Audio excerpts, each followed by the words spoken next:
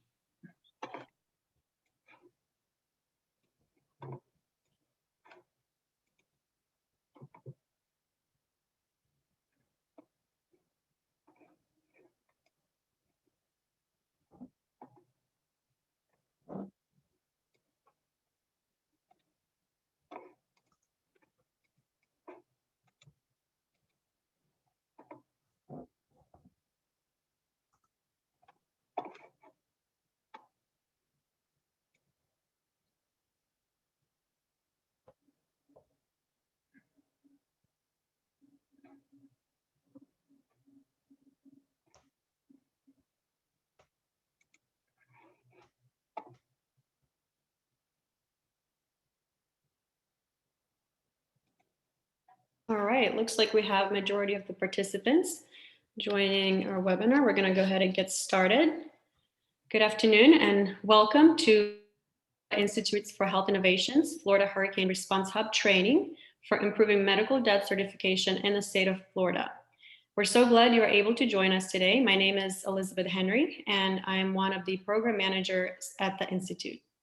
So before we get started with the training, we'll briefly review the agenda. Karen, if you could advance to the next slide.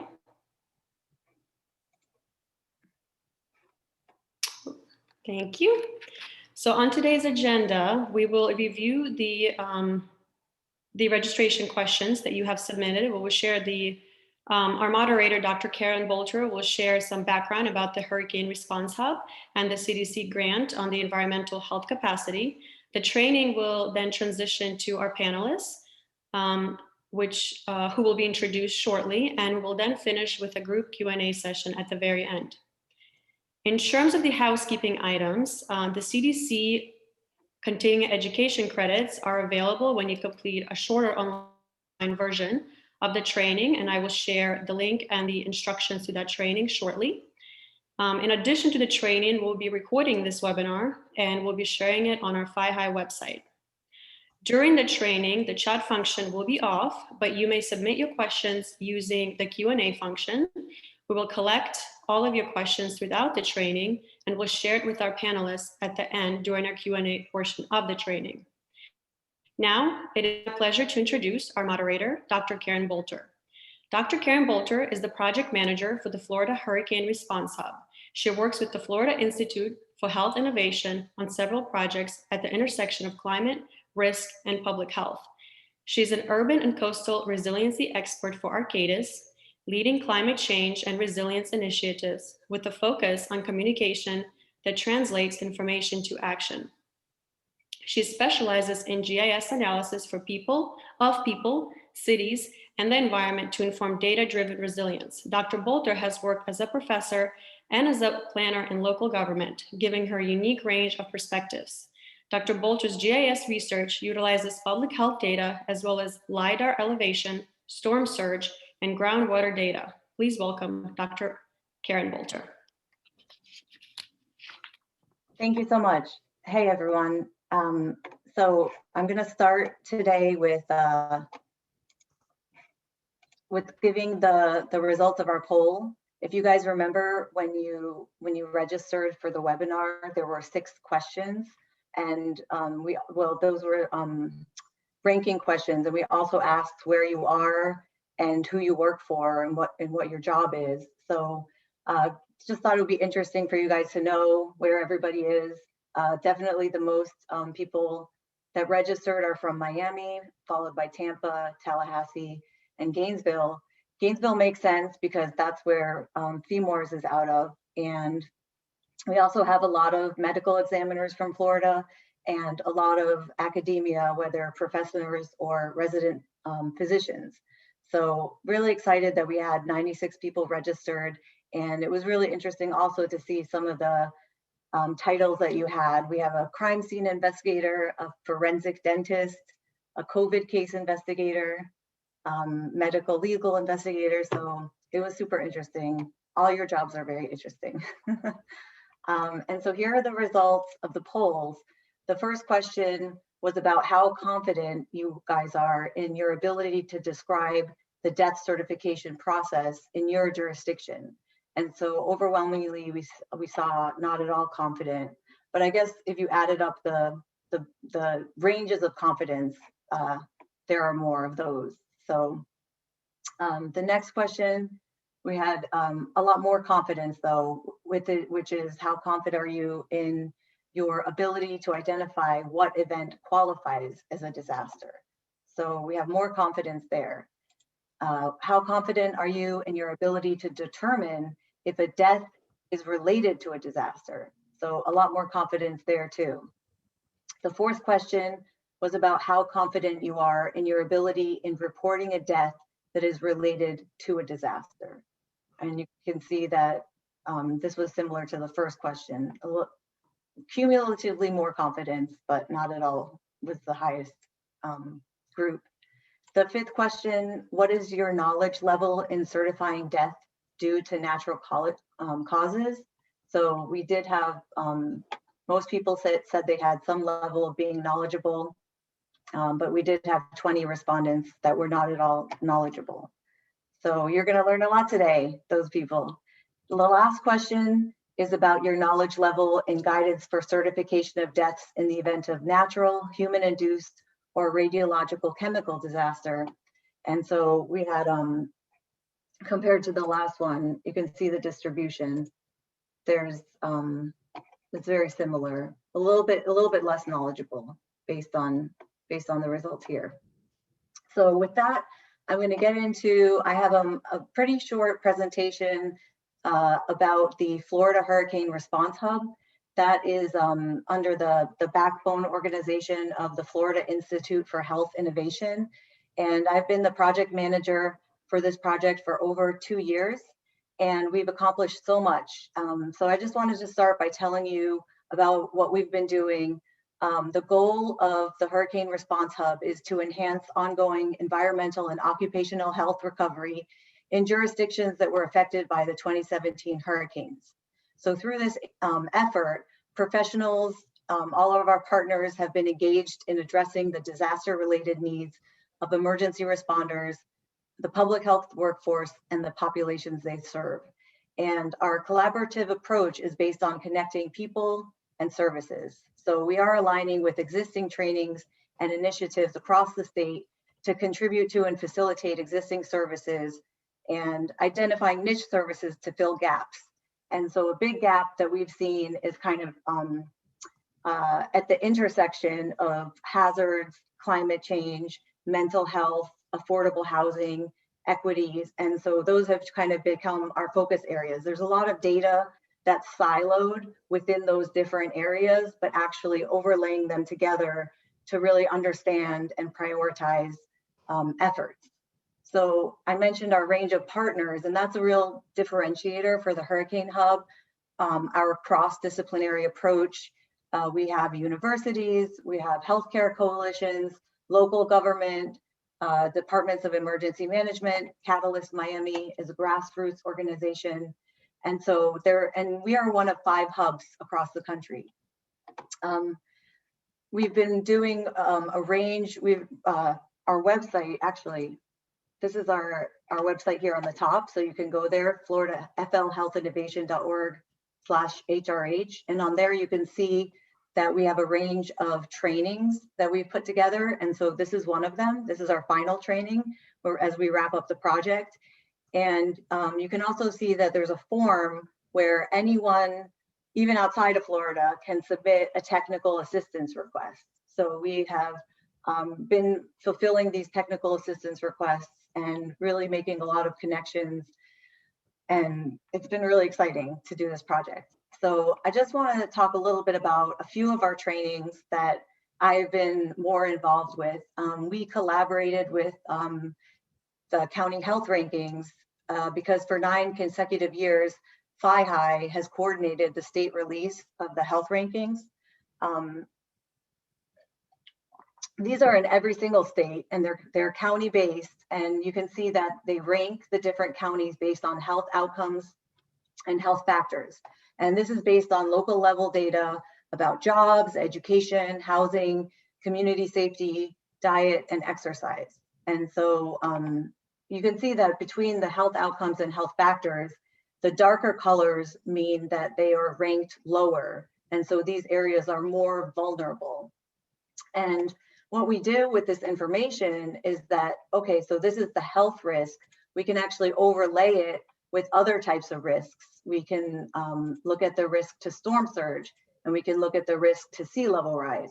And what we notice here, if you notice that Big Bend area in some people call it the armpit of Florida, that area is extremely vulnerable based on the county health rankings.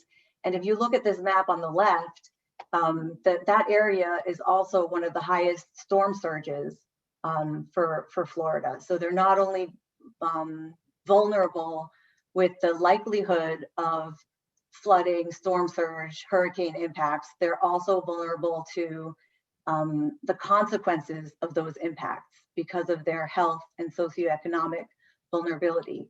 So I'll just talk a little bit more about sea level rise, my favorite topic.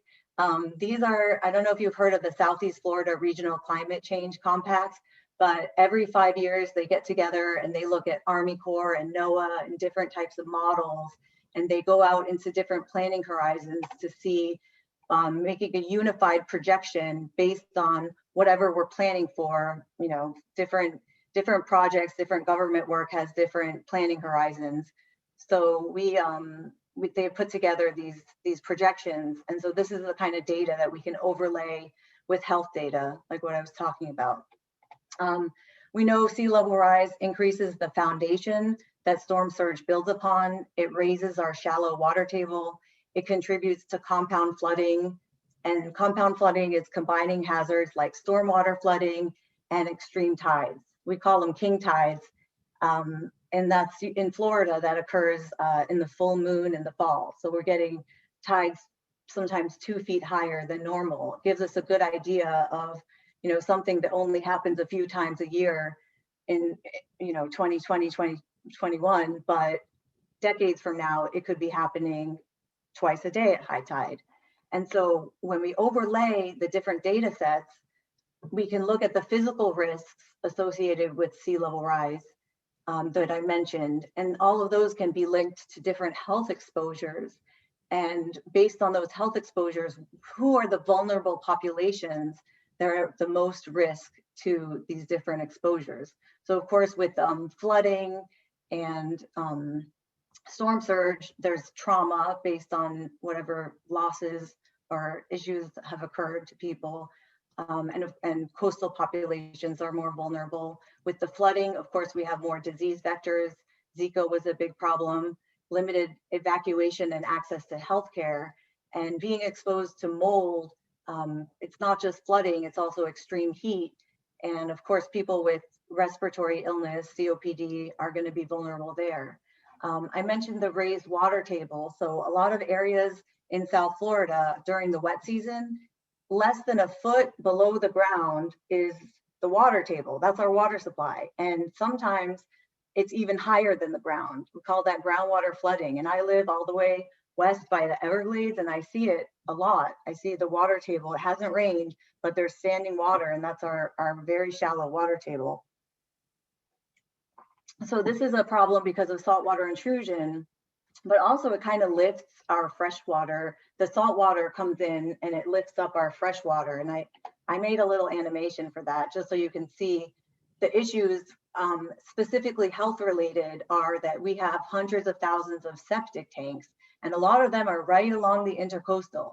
And so what happens when you have sea level rise is it's actually that salt water is floating the fresh water higher, and it's inundating the leach field where all the drainage of the septic waste is. It needs a dry leach field to filter all the waste properly. And then on top of that, we have a lot of drinking water wells. So these are the kind of things that we're doing with outreach and sharing the data and getting people together to talk about these issues. And that brings me to the next project I want to share with really quickly, because as the Hurricane Hub is wrapping up, we are very lucky that we were awarded another 5-year CDC grant for an environmental health capacity program. So we're calling it the Florida Environmental Health Hazard Hub. And our partners there mainly are the FCCA, which is the Florida Clinicians for Climate Action. We have been working so far since September to put together a range of deliverables. We have these interns from MIT that are helping us to do a literature review on the environmental hazards related to heat and flooding. We have a story map about the hidden hurricane health impacts, kind of before, during, and after a hurricane. And we're organizing a roundtable. So if you're interested to know more about this, you can go to the website, or you can email me or reach out to me, because it's super interesting. What we're finding about these hazards is that it's harder to tie some of them to an accident, injury, or death, because it's so indirect. Heat is a good example. There's a lot of research showing that heat causes increased irritability, and connecting heat to anger, violent assault, sexual violence. I mean, research is showing that these, even homicide, increase on days or months when temperatures are above normal. Hot temperatures also increase suicide risk. And in research, we calculate that future warming could lead to tens of thousands of additional suicides in the US by mid-century. And as our body temperature rises, we have that cardiovascular strain that's increasing, more blood is pumping through the skin, and additional sweat is secreted. So this accelerates dehydration. So there's those are things that are kind of harder to pick up, because if there's, let's say, a worker that all of a sudden has a loss of ability to do their skilled task or heavy work, they might have an accident or injury that is not attributed to heat. So these occupational fatalities, they're even more of an issue with migrant workers or people living in affordable housing that maybe their AC is broken, or they're not turning on their AC because they can't afford it. So even if there's cooler conditions at work, if they're hot at home, you have more of these issues. So this heat crime or heat issue, worker issue relationship is across the data. It's more pronounced in low-income neighborhoods. These underserved communities, it's a real issue. And then another thing we found that's very indirect is the impacts of the trauma. So all of these different risk magnifiers, we combine them with social or geographic vulnerabilities, looking at different disparities, and we're hoping that all of that will lead to data-driven and equity-driven decision-making. In addition to heat, just one other thing we're looking at as a focus is indoor air quality. And right now with COVID, we're seeing that more people, of course, are indoors. And actually, a study I found showed that about 90% of Americans spend 90% of their time indoors. So being indoors and indoor air quality is even more important. So we're this project, we're really focusing on interventions and their effectiveness. Some of the interventions we've been looking at and promoting are weatherization, improving ventilation in buildings. And we're also looking at different ways to inform people about grants and funding for things like connecting septic to sewer, also for infrastructure resilience. And we know that being preventative is always more cost effective than being reactive. So our goal is these evidence-informed policies and programs that make a difference locally. And just one last thing about these weather-related fatalities, the ones that are measured, if you look at the fatalities from 2019, you see that heat is definitely the #1 weather-related fatality in the country, followed by flooding. So we're definitely looking at those. And a lot of the interventions, in addition, like passive habitability. So if you lose power, if you lose water, what are the things that you can do to keep your home safe? So we're putting out some different resources to help people. I think it's really important. like I mentioned before, heat exposure contributes to accidents, cardiovascular or respiratory problems, and the estimates for worker heat-related illness are even more problematic. It's difficult to recognize these things as a contributing factor to illness or death. The criteria to define heat-related deaths may differ by state and among physicians, medical examiners, and coroners. So with that, I want to move it on to our panel. I'm going to be reading the quick bios of our three speakers. This is just before they present, I wanted to do all three, so it's easier to transition sharing slides. So first we're going to have Dr. Leanne Flagg. She's in the DC area. She's a statistician in the mortality statistics branch at the National Center for Health Statistics. And her primary role is developing trainings and resources for physicians and other certifiers of natural deaths, as well as evaluating cause of death data quality.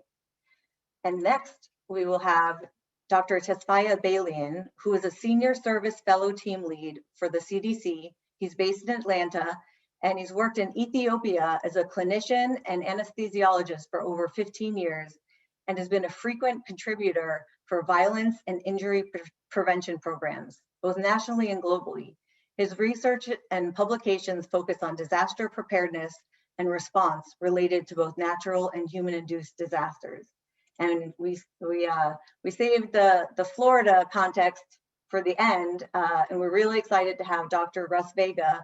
He was the associate medical examiner in Hillsborough County, as well as the chief of autopsy and microbiology services in Tampa before being appointed to the chief medical examiner for Florida's 12th district. He's had gubernatorial appointments to the Florida Medical Examiner Commission and the Governor's Violent Crime and Drug Control Council. I need a drink, sorry. So Dr. Vega is an active member of the Florida Emergency Mortuary Response System, or FEMORS.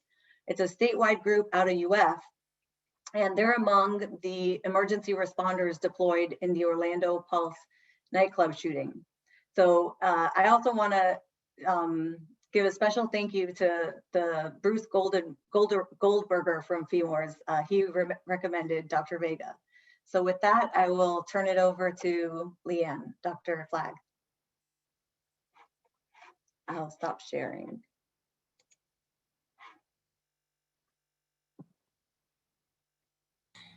Okay, thanks Karen for those intros. So I'll just get right into it.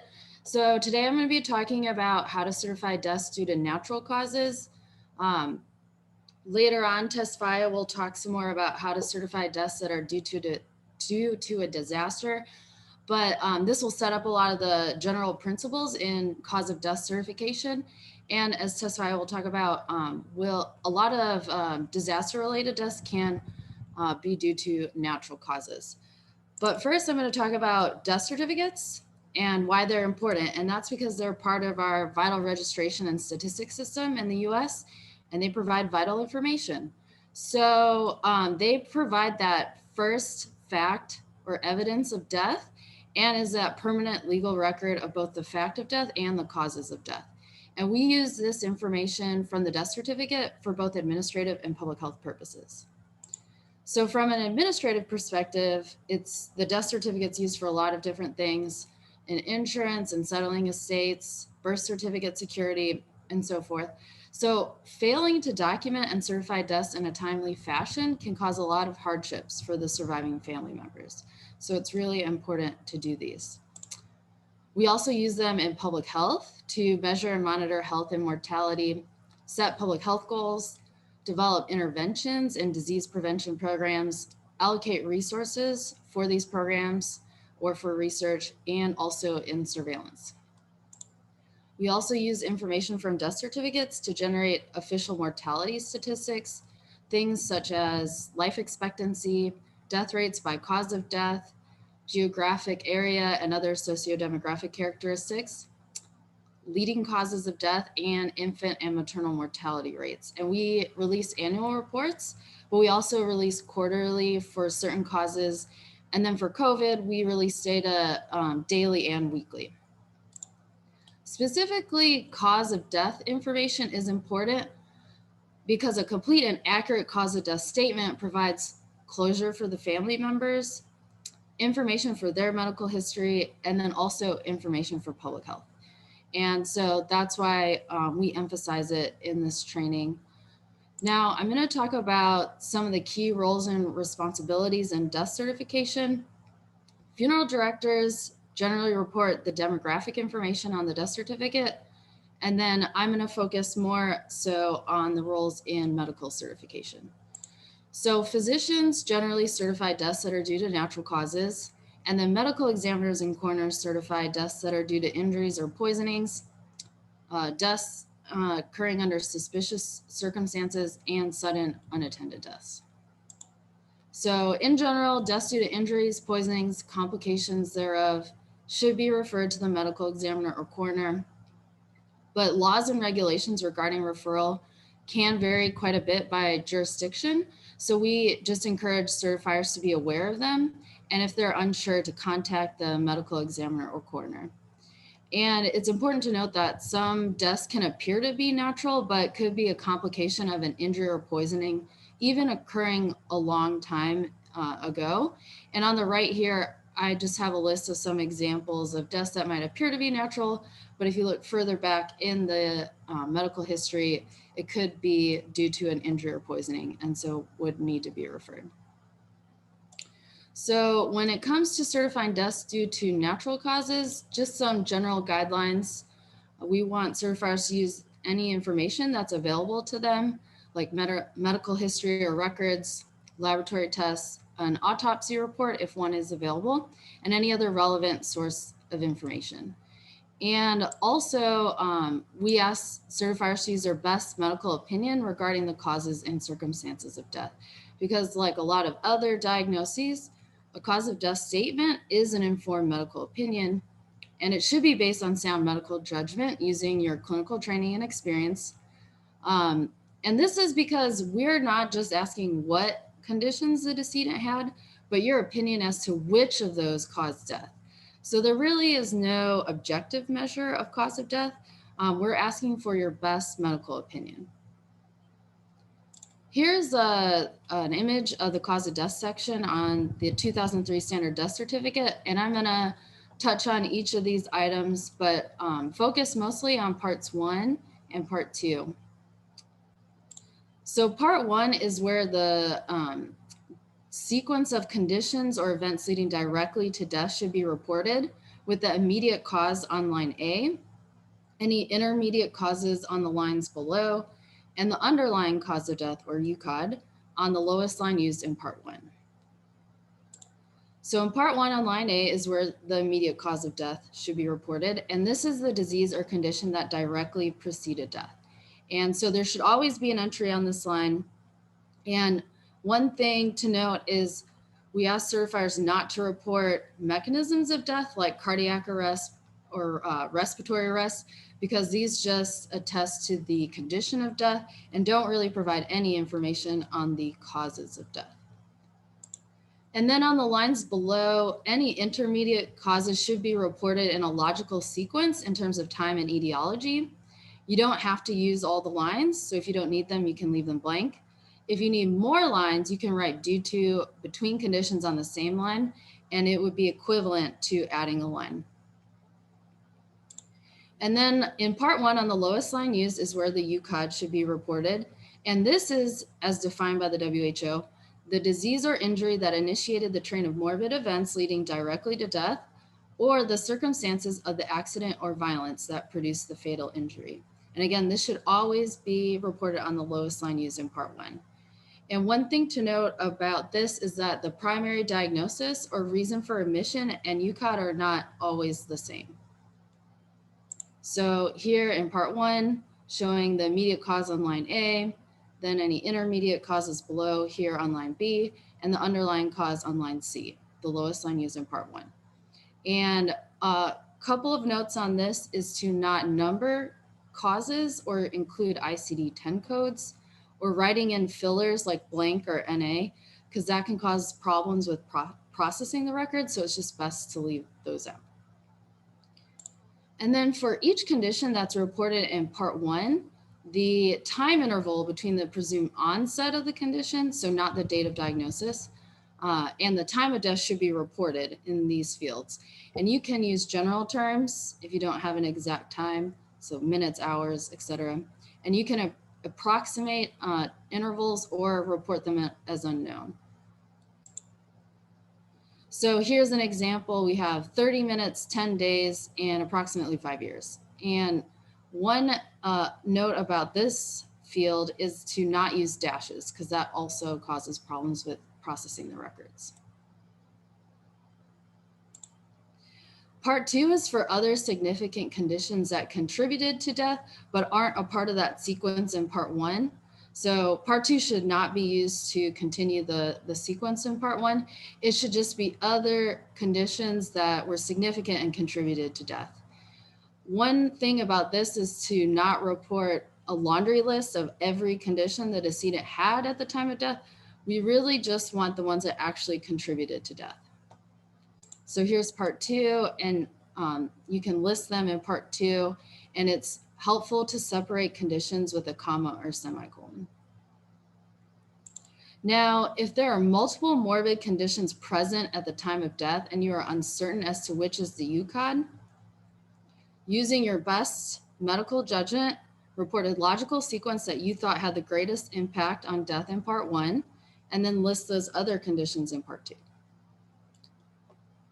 So now I'm going to cover a few common problems that we see in cause of death statements. The first are immediate or intermediate causes reported without a UCOD. So essentially, a UCOD is missing, or in other words, an immediate or intermediate causes reported as if it was on the UCOD on the lowest line used in part 1. But really, whatever is on that lowest line in part 1 should not be something that has multiple possible underlying etiologies. So I have an example here on the left. An immediate cause is acute renal failure, but there are a lot of different things that can cause acute renal failure. So is it an infection or an injury or something else? But if it's not reported, we don't know, so we can't code it. So on the right here would be a more complete cause of death statement. So we have acute renal failure due to a hyperosmolar non-ketotic coma due to type 2 diabetes. And this is a complete cause of death statement that provides an underlying cause of death. And if you don't know the etiology, because that does happen, you can state etiology unknown if that's the case. Another common issue we see has to do with specificity. So of course we want to see causes that are specific enough to be useful for research and public health purposes. So on the left is just an example, STD, it's not specific. It also uses an acronym, which is not recommended because they can have multiple meanings. So on the right here, I have a more specific cause of death statement that goes back to HIV. And then lastly, a common issue that we see has to do with sequencing. So on the left here is an illogical sequence. We have COPD due to a non-healing foot ulcer, which can't happen. So, but on the right is a logical sequence. We have acute exacerbation of obstructive airway disease due to chronic bronchitis, and that is logical. Now, there can be reasonable differences in medical opinion concerning a particular sequence, but regardless, all sequences reported should be logical in terms of time and etiology. And then just some do's and don'ts. So do use all pertinent information available to you and your best medical judgment to report an underlying cause of death and be specific as possible. And that includes specifying types of diabetes, dementia, stroke, infectious agents, and so forth. So be as specific as possible. Report a logical sequence and state the etiology or cause of death as unknown if that is the case. Don't report mechanisms of death or terms like old age, general medical deconditioning, things like that, because they're just not meaningful for public health. Don't use abbreviations or report multiple conditions per line unless doing a due to statement. Don't continue the sequence in part 2, and don't copy directly from the discharge summary or autopsy report. Now, briefly, I'm going to touch on some of these other items that are in the cause of death section. So there's questions about autopsy, tobacco use, for females, their pregnancy status, manner of death, and then also there's some items asking for about information about you and your signature. So on the right here, there's a couple check boxes. One is asking, was an autopsy performed? So just indicating yes or no. And then if yes, were the autopsy findings available to complete the cause of death? Yes or no. And then on the bottom left is, did tobacco use contribute to death? The options are yes, probably, no, or unknown. Bottom middle, if they're female and they're between 10 to 54 years of age, indicating their pregnancy status. The options include not pregnant within the past year, pregnant at time of death, not pregnant but pregnant within 42 days of death, not pregnant but pregnant 43 days to 1 year before death, and unknown if pregnant within the past year. And then the bottom right is manner of death. And of course, in these instances, it's all natural. But when Certify, when he presents, he'll show some examples that have a different manner. And not shown here, again, your information and signature, it's important because that is where you're actually signing and attesting that this person died and due to the causes and manner of death stated. Okay, so now I'm going to go through some examples. So I have some case histories and example certifications. The first one is for heart disease, and it's a 53-year-old male admitted to the hospital following 2 days of intermittent mid-epigastric and left-sided chest pain, irradiated to his left arm, and was accompanied by nausea and vomiting.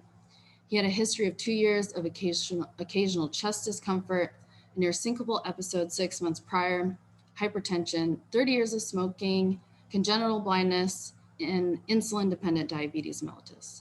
He was obese and had high cholesterol. His enzyme studies were normal, but his EKG suggested an MI. 2 days later, he had an episode of severe chest pain that did not respond to nitroglycerin and was accompanied by ST segment elevation. A cardiac catheterization demonstrated severe multivessel coronary artery stenosis. He had a quadruple coronary artery bypass surgery, and after he was taken off the cardiopulmonary bypass machine, he went into cardiac arrest. They were trying to resuscitate him through open cardiac massage, but a rupture developed in his left ventricular wall that resulted in rapid exsanguination and death. So I choose this example because there are a lot of conditions here, and just sort of recognizing that it can be very difficult to pull out a concise cause of death statement for a decedent. But I've highlighted some of the key ones that this certifier pulled out here, and I'll show this is the certification.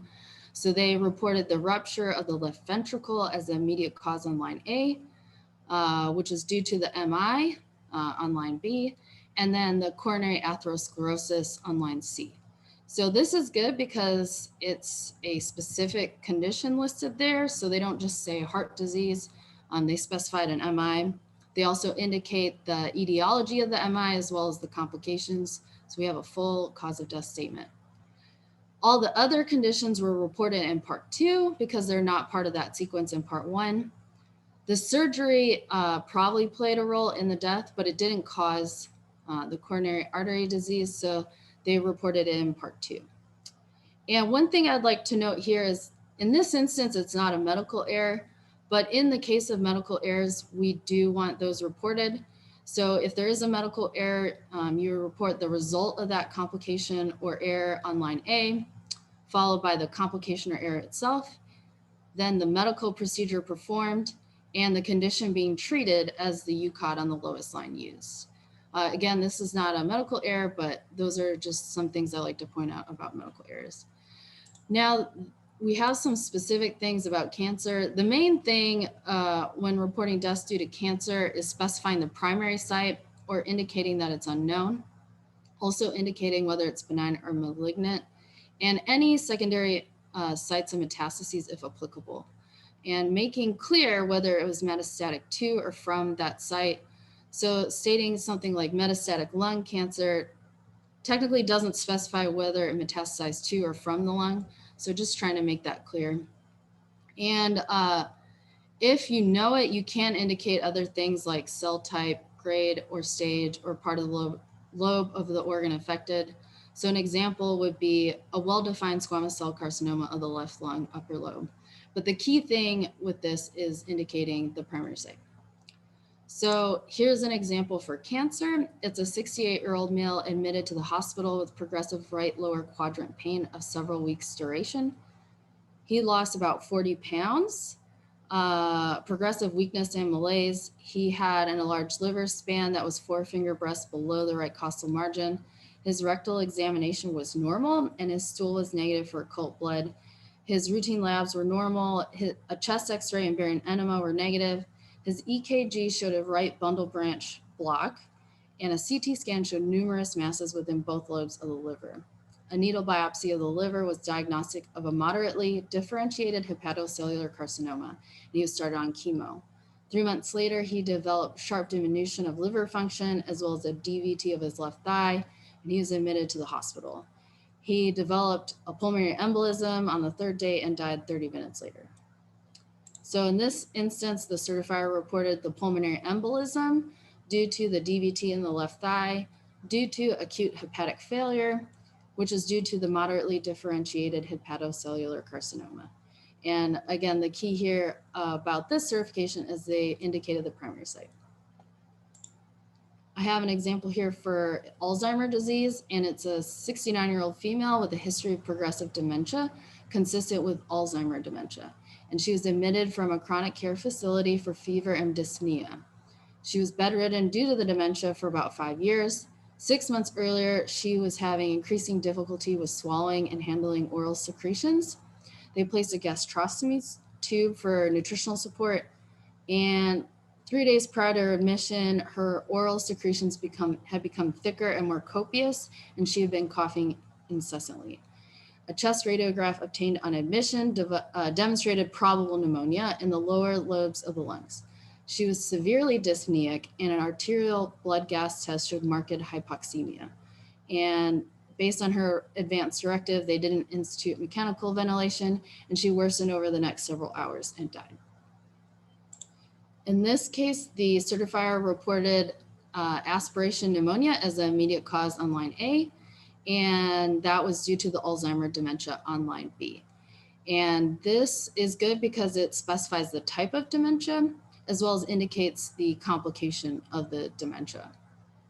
And this is also an example of how we will accept conditions that you report if you are not certain, but you make the determination that it is a probable or likely cause of death.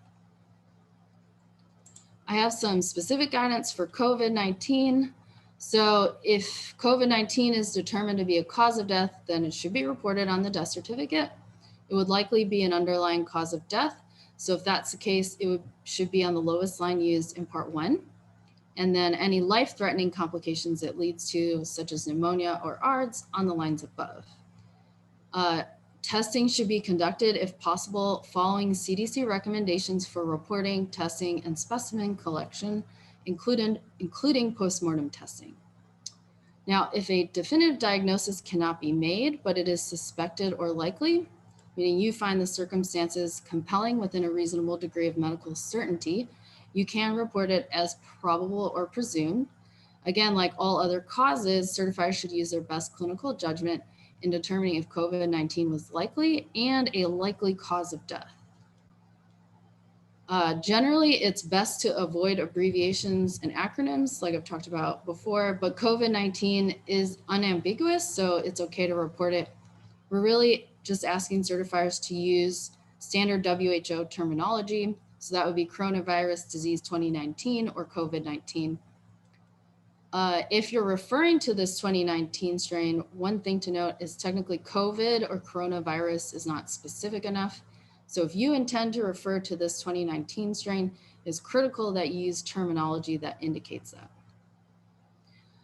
Another note is to not report COVID-19 exposure or possible COVID-19 exposure because you're just saying they're exposed to the virus, but they could have been exposed, but that doesn't mean they necessarily contracted it. or developed the disease, exhibiting its signs or symptoms, or that it even caused or contributed to death. So we're asking you to make that determination if you think COVID-19 was a likely cause of death. And you should only report medical conditions that you determine to be a cause of death on the death certificate. Lastly, any pre-existing conditions that could increase the susceptibility to infection or exacerbate the disease, so things like COPD, asthma, diabetes, cancer, so forth, those would be reported in Part 2. So in this case, we have a 34-year-old female with no significant past medical history. She had 6 days of fever, cough, and myalgias. She was found to be febrile, hypotensive, and hypoxic, and she was admitted. She underwent a CT scan of the chest, which revealed diffuse ground glass opacification indicative of viral pneumonia. Her respiratory specimens were sent out, and PCR confirmed COVID-19. Her condition worsened over the next 2 days, and she developed ARDS. She was transferred to the ICU and started on positive pressure ventilation, and she passed away on hospital day 4. So in this case, the immediate cause of death was ARDS, so the certifier reported it on line A as a consequence of pneumonia, which was reported on line B. And then the UCOD was COVID-19, so they reported it on line C, the lowest line used in Part 1. And this is good because it's a logical sequence and it goes back to a specific underlying cause of death. Now, the last example I have here is where there could be multiple possible underlying causes of death. And this is an 80-year-old male with congestive heart failure, and he was hospitalized with leg pain and edema and was subsequently diagnosed with a DVT. His death occurred as a result of a pulmonary embolism. He had a history of poorly controlled hypertension, prostate cancer, and a previous MI. So here we know that the immediate causes are the pulmonary embolism and the DVT. So the major question is, what is the underlying cause of death? And that would also determine what would go in Part 2. So one certifier could look at this case and say that the DVT was due to the congestive heart failure, which was due to the hypertension, and report the prostate cancer and the old MI in Part 2. Another certifier could look at the same case and report the DVT as due to the congestive heart failure and the old MI, and then report the prostate cancer and hypertension in Part 2. And a third certifier could look at the same case and report the DVT as due to the prostate cancer and list all the other conditions in Part 2. Now, it's the least likely underlying cause of death, but it's still possible and we would accept it. And so this is just an example to show that there can be reasonable differences in medical opinion, but regardless, all of these were logical and defensible. So some key takeaways for cause of death certification. So using all pertinent information available to you and your best clinical judgment, report an underlying cause of death, be specific, and report conditions in a logical sequence. And then very briefly, I'm going to touch on what happens to your cause of death statement. So it gets registered and submitted to NCHS, and then we code it according to the ICD-10.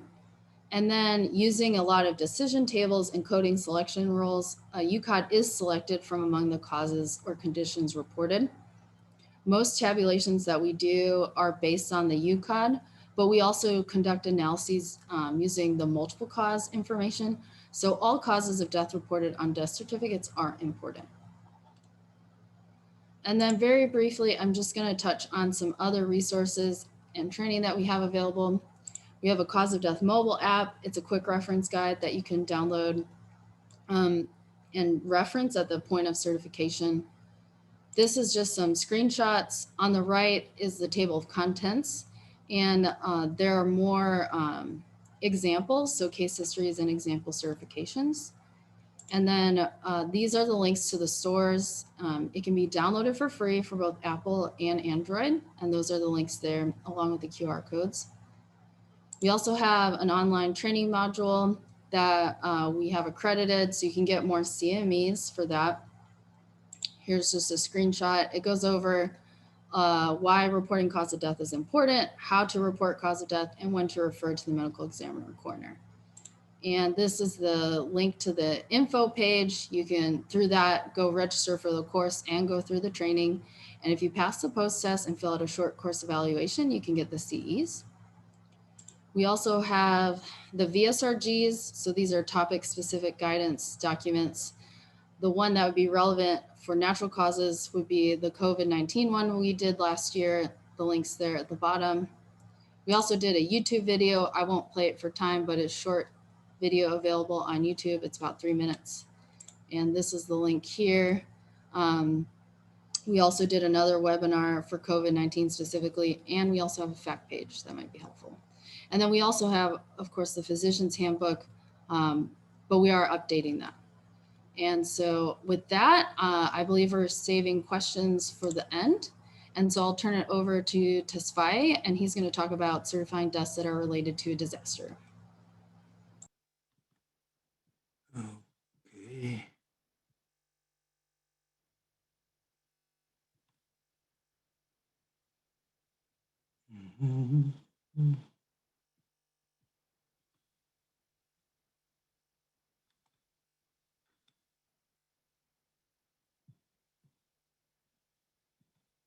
Can you hear me? Hello? Yes, okay, thank you very much. Thank you very much, Leon. Thank you for giving us this opportunity. My name is Certify. I speak different language. If my accent is strong, sorry for that. In any case, I from CDC, from National Center for Environmental Health, my team, Health Studies section, we focus on disaster preparedness and the response, mainly on disaster-related mortality and morbidity and the need assessment following a disaster. Today, I'm focusing on disaster-related mortality. Okay, it's not changing. Okay. My presentation is focused, or it's based on the document which was released in 2017, October, by National Center for Statistics. This document was developed in cooperation with my center.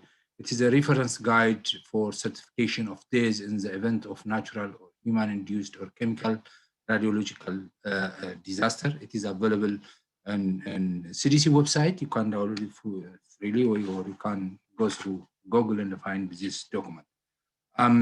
I'll focus in general just in importance of disaster mortality, type of disasters, in determining a disaster-related days and completing the certificates for disaster-related days. So I do have some few exercise too. Before I go to in detail on the disaster-related mortality, I would like to define what is a disaster. What are the things you consider it as a disaster? As you know, disaster is a serious disruption of the functioning of society, causing widespread human, materials, or environmental losses that exceeds the local capacity to respond and the calls for external assistance. Here are the two main words very, very critical. It exceeds the local capacity and the call for external assistance. What does it mean by this? Because there is a relative concept when you call it a disaster, for example, or flood or fire event or landslide in one county. Probably it's a disaster for a county. When the county requests assistance for the state, and the state respond appropriately. So it is a disaster for the county, but it is not a disaster for the state.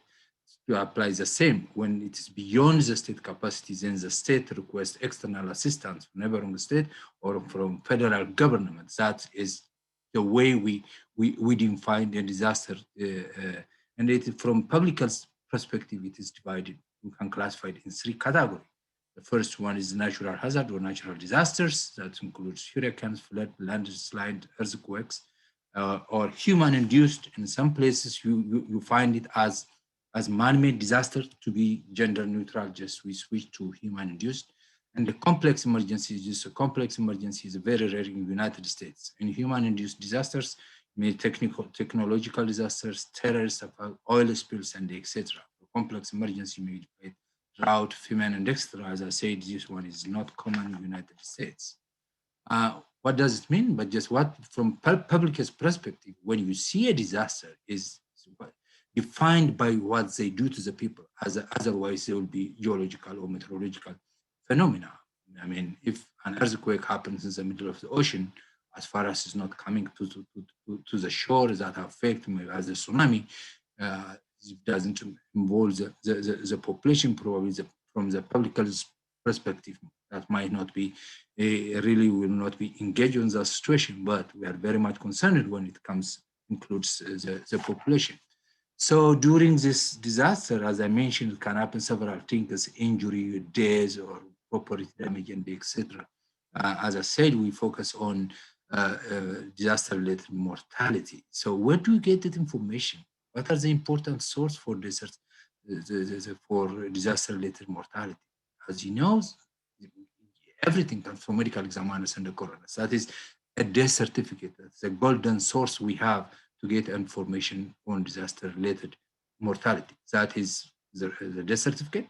It provides us information on the different ways where the disaster can lead to death, can provide us critical actionable data. It can help us to develop future prevention strategy. And finally, it needs by families who are recovering from a disaster. From our perspective, from the response purposes, we need this information from death certificate, from medical examiners and the coroners for response purposes. Why? First, situational awareness. Is there any resource can send to the community? That can be body bag, that can be mobile morgue, and etc. The other thing is the Federal Emergency Management Agency provides funeral assistance to the community. Okay, there is something for that. We need to get confirmation from the certificate. The American Red Cross also provide condolence services for the community, but they need to get that information from medical examiners and the coroners for that services. So there is some financial assistance too from the American Red Cross too. So this is very, very important. The medical examiners and the coroners play a key role in providing this information and reflect the things I'm going to talk about later on the certificate. So your role is very, very important. As I mentioned, by doing mortality surveillance, we can assess the scope of the disaster. We can identify common risk factors. We can develop evidence-based public health intervention for the future. It can be short-term or long-term intervention program for the future. For example, in Puerto Rico recently, after Hurricane Maria, we had some problems in getting the information on accurate number of days. But later on, is there any way we can fix for the future? So we designed some intervention programs so that it was implemented in Puerto Rico. Hopefully, in the future, that system will work quite well, and we will get the information in a timely manner. As you know, there are challenges. This is inconsistency in reporting for disaster-related cases. Some difficulty to identify the most frequent causes, difficulty to estimate the disaster-related cases. So that's the challenge we have. How do you identify the disaster-related case accurately? Multiple agencies can be involved on this. You can get this information from different sources. I mean, NOAA, American Red Cross, FEMA, or they can do some passive or active surveillance. People can track the mortality, including the media also reporting. Of course, they may get that information from medical examiners or coroners, but they reflect, but there is inconsistency because of lack of standardization on the reporting. I want you to focus just on this and this table in the first row and the last row. So as you see in the first column, we have the type of a disaster. If you see in Hurricane Ike, Texas in 2008, okay, from different agencies, Red Cross reported 38, FEMA provided funeral assistance for 104 families, NOAA reported 20, and the other agencies that conducted active surveillance system, they reported 74. But look at it, the golden source of vital statistics, the golden source of disaster-related mortality, or as vital statistics, we were able to get identify only 4 cases a year after the disaster. The reason by then they were using paperwork, it was not electronic, and the other thing, using a keyword, pulling that information for vital statistics was very hard because there is no keyword that can indicate us that death certificate or that death is related to a disaster. But later on, there were some intervention programs. They moved from paperwork now to the electronic, and they provided some training. In 2017 in Texas, there is a remarkable improvement. Okay, if you see over here, Red Cross reported 75, FEMA 70, vital statistics is 69, almost the same. FEMA 70, vital statistics 69. This is a big difference. The 94, see his media report, of course, from media, we don't raise them completely because the duplication effort on the reporting. So there are multiple information due to lack of standardization. That's the problem we have on the certificate. So how we can relate the days after an event, after a disaster, whether that disaster is directly or indirectly related to the disasters. We define that the days can be directly related to the disaster that can be caused by force of a disaster. Examples can be strong winds or direct consequences of the forces, or structural collapse, flying debris, or radiation exposure. These events in these scenarios, that days can be considered as directly related to that event. Indirectly related disaster days can be unsafe or unhealthy conditions. What does it mean by this? Some hazardous roads or loss of disruption of usual services, example, power outage. Recently in Texas, we have seen an ice storm, so it was completely, the scenario was different. There were no outage, power in several communities. You have seen some reports from this, I think, from media, there are around 62 days, not only in Texas, but on the neighboring state, and that from this ice storm reported that can be potentially related to that event. So unsafe or unhealthy conditions that can be potentially led to this event can be considered as a disaster-related issue. So but for the principle, when you think about in the relatedness of for a disaster, think about but for the disaster, but for the hurricane or flood or ice storm, as I mentioned, or tornado, that event can happen. So this is, would the person not have died at the time? Okay, that is the thing we need to see. Is there any chance this person might be survived because of this situation?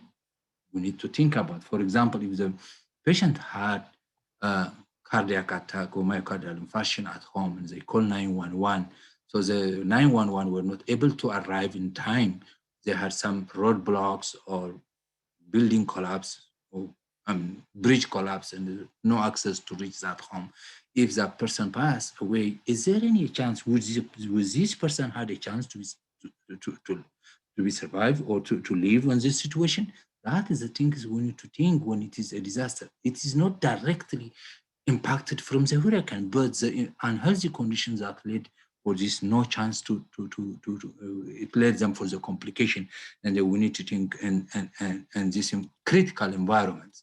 The common cause for directly related disasters, you can take, this is not a complete list of directly a disaster situation, but you can think about, it can be fire or smoke inhalation, it can be burn, it can be crashing, drowning, electrocution, hyperthermia, hypothermia, radiation and suffocation, traumatic injury or blunt trauma or penetrating injuries that can be as a result of the direct effect of the hurricane, as I mentioned, or from the disaster. There are some conditions, as I mentioned, indirectly unsafe, unhealthy conditions that can lead for the circumstance of death is disruption of the public utility. Remember, there is no power. People may start to use generators that can lead them for carbon monoxide poisoning. That is a condition we need to think about following a disaster. This is common, especially after the hurricanes. Disruption of transportation related service. Usual access to medication, mental health care, maybe diabetic patients, they don't have access to their appointment, they are running out of insulin. So that is a condition can be related indirectly to the event and the preparation for a disaster during preparedness. I know for hurricane, we have some days ahead, 4 days or a week before, we get some information during preparedness. It can be road accident, traffic accident, or car crash, or injury when they are trying to reinforce their houses. This is a condition we need to think as indirectly cases following the disaster. Okay, returning unsafe, unhealthy structures, use of temporary shelters, psychological stress or anxiety. I mean, the last bullet I mentioned over here, I mean, think about the same mental health issue, people under medication, they may run out of medication because of this, they don't have an access to their doctor, and maybe because of stress, they may commit some suicide, then that can be considered to as an indirect result of for the case. How we can determine the relatedness to the disaster? Okay, for example, in this scenario, we have two cases. In the first case, we have an 86 years old man with lung cancer. It is in stage 1, loss of electricity due to the hurricane, and unable to use two supplemental home oxygen, put a partial functioning ventilator in hospital. Cause of death is lung cancer. This is the only information we have from the death certificate. That it say cause of death, lung cancer. We don't know about the circumstance, what's going on with this man. That's it. So for this, I will have a chance only to pull and find as a natural case. There is no way to relate these cases with a disaster because there is no relation to the disaster mentioned on the death certificate. If you see the second case, 67 years old woman with emphysema, loss of electricity due to hurricane, unable to use supplemental home oxygen. Cause of death is complication of emphysema, but related to the death to the hurricane's document on the certificate. Nice. So in this case, when you pull, we do have the name of the hurricane on it. Maybe it's simply hurricane event, that is because of power outage. That with using the key terminology, we can pull the certificate and we can classify as disaster related or not. We are not asking whoever it is a certifier to write a directly related and indirectly related on the certificate. What we are asking you is just to reflect the circumstance of death that can lead for the disaster. Just some of part of it, just Liane was mentioning on the certificate that I will go through now, the indirectly or directly causes, how to reflect on the certificate. Basically, this is a flow chart, and it is available on the document I mentioned earlier. So there are 3 steps when you go through your process. And the first one, consider whether the disease occurred during a disaster. Okay, if it is hurricane, very clear. Ahead of time, you may get some information from NOAA, from emergency managers, or from the health department. You get some information about the preparedness, and you can be aware and conscious about the situation. And in step 2, once you have that information, and they say, is this, explore whether the disease was directly or indirectly related to the disaster. Things I mentioned earlier: traumatic injury, burn or smoking, inhalation, evacuation, loss of disruption, or during preparedness for disaster. That can be indirectly related. Some of them can be direct, some of them can be indirectly related to situation. So use your judgment and consider the circumstance of this before classifying on this step. And the last or third step, what you need to do is record all the information we have on the certificate in part 1, part 2, or injury box. I'm going to show you some example in the following slide. So as I mentioned earlier, we are not in position to say this person has to certify this person has to certify this. Whoever certified the certificate, please try to reflect the circumstance of this on the certificate. Then we'll be able to pull that the certificate to classify whether that disease is directly or indirectly related. Physicians report all suspected non-natural diseases, including disaster-related deaths, to medical examiners, coroners. JPs in Texas, they don't use coroner system, they use JPs, and contact vital statistics in case. So JP means justice of peace in place of coroners in Texas. So whoever certified, try to reflect the certificate information on the certificate. The key thing on this is, first, as I mentioned, was the days caused by the actual force of a disaster, with the wind, rain, or flood, earthquake. Yes, this days is directly related, that considered to reflect on that category. So in the second one, we'll consider it is unsafe or unhealthy condition. I mentioned that utility, transportation, or any environmental protection, medical care policy of fires, and the days that loss of disruption or contribution to this. I mentioned just power outage, people may use generator that can lead them to carbon monoxide poisoning, unsafe and unhealthy condition. That is indirectly related. And the final one you can consider, as I mentioned repeatedly, please consider the mental health issue following the disaster. Some people might be just in stress due to several factors, maybe lack of medication or property damage, loss of relatives, and etc. some of them they might be under some medication. So if that is the case, that also need to be considered as indirectly deaths for this situation. So disaster-related deaths, it can be before the incident, during the incident, immediately after the incident, or months or years after the incident. So we don't have a cutoff, a clear cutoff. This is the timeline. You have to start collecting disaster-related deaths, and then you have to stop after 2 months, after 3 months. That's very hard to define it. But if you have information at any time, try to reflect that information on the certificate. What does it mean by that? For example, if the patient has a car accident, is quadriplegic, didn't die, was supportive care for a long period of time, maybe for 10 years. He died after 10 years as a complication. Maybe he developed bed sore or any complication related to that paralysis or quadriplegia. Then he died from that consequence of as a complication of from that. Still, this patient can be considered as indirectly related to the disaster even after 10 years. So it is very hard to define. This is the time you have to stop reflecting that circumstance of death on the certificate. Anytime you have, if information you get it from the patient, from the family, or from the medical record, try to reflect that information on the certificate. Really very important for us, for the response and for emergency planning. In addition, occupational related injuries need to be reflected on the certificate. It is an important part we will. During disaster, also there are poisonings and the natural diseases that can happen each time. It can be carbon monoxide poisoning associated with generator, I mentioned earlier, or it can be chlorine gas released from the hurricane damage storage area that can cause poisoned people, and that may die from this event. Also, natural diseases can also be disaster-related exacerbation of chronic condition, as I mentioned, myocardial infarction. It can be asthma. It can be diabetic ketoacidosis from lack of insulin, cardiovascular incident associated with hurricanes, stress, lack of medicine. So it is purely, you can't say they are natural diseases, but there are underlying or circumstances of diseases that contribute for this disease. So we want us to capture this information that will help us to classify and to understand the impact of disaster. Okay, as I mentioned, elderly person who has a heart attack after evacuation to shelter during a hurricane, that can be, as an example, indirectly related death. A person who dies after not receiving dialysis for several days because of power outage after a hurricane. This was happening in Puerto Rico,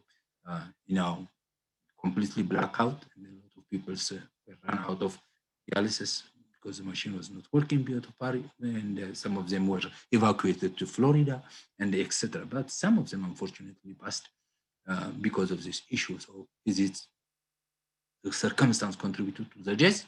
Yes, it's true. So, in the future, try to capture if something happens in your area too. On this, as an example, a person who died from carbon monoxide poisoning while using a fireplace during a power outage after Hurricane Sandy. Okay, this is statement. The carbon monoxide poisoning, that is a cause.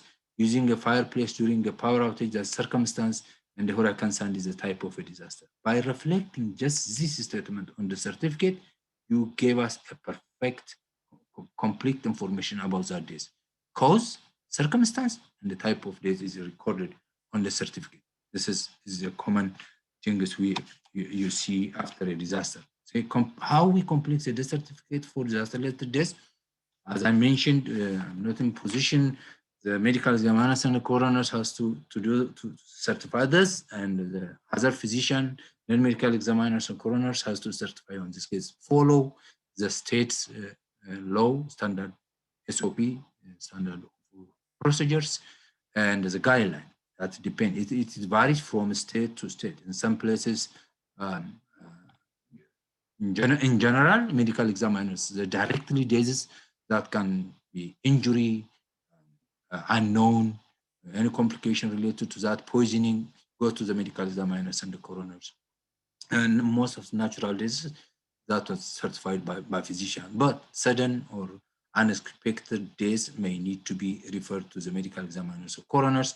When in doubt, please consult the medical examiners and the coroners. As I mentioned, there is some difference from state to state. United States, very big country, For example, if you come to in Georgia, GBI is in charge for disaster-related mortality. If plane crash, is GBI, Georgia Bureau of Investigation, they do have their own medical examiners and etc. They will follow all the process under their jurisdiction. So identify and follow the rules. Probably Dr. Vegas can give us highlight on this process from your side. Okay. When you see Liane, she mentioned in part 1, part 2, line part 1 from line A to B and C, that is immediate cause, intermediate cause, and underlying cause, how to reflect on the natural case. It apply over here also the same. The only thing we ask you just how to reflect the circumstance of this on this issue if it is related to the disaster. For example, on this case, if it is asphyxia, that smoke inhalation from, we'll see wildfire, okay? If this is the case, a person was asthmatic, significant condition contributing to this is asthma. So in part 2, you reflect asthma, but by doing this smoke inhalation from, we'll see wildfire, I have the type of a disaster, then I can pull the death certificate from the Vital Statistics Office to classify whether this state is directly or indirectly. That can help me for the response. So we insist in how to reflect the death certificate on the condition. In part 2, the condition or incident contributing to this, that can be reflected on part 2. For example, if it is a trauma case, right partial epidural hematoma, right partial skull fracture, and underlying cause, it can be blunt impact to head. Moray tornado, this happened in part 2. It is an injury, so there is a describe. You have to describe an injury box. It is an accident. The place of injury is in home, and describe how injury occurred. Attempted to escape to the Moray tornado. Fell down 50 wooden stairs in home. This is how you reflect injury box. For injury in general, we don't have any problem. So most of the time, we get in the certificate description on injury box. But for the natural case, for example, I mentioned just dialysis cases, and they don't have that information on the certificate. That's really is the hardest things we have. The same, this is a natural cause, chronic kidney failure, type 2 diabetes, significant condition is unable to receive dialysis for 60 days, Hurricane Maria, okay, outage a local treatment center. It was a natural, but chronic kidney failure type 2 and significant contributing condition is Hurricane Maria, then we'll be able to pull the certificate to do some analysis from our part. So keep doing this information. This is another example for natural myocardial infarction, arteriosclerosis, significant condition, EMS, unable to respond for 911 call due to flooded roads after Hurricane Matthew. This is in South Carolina as an example we had.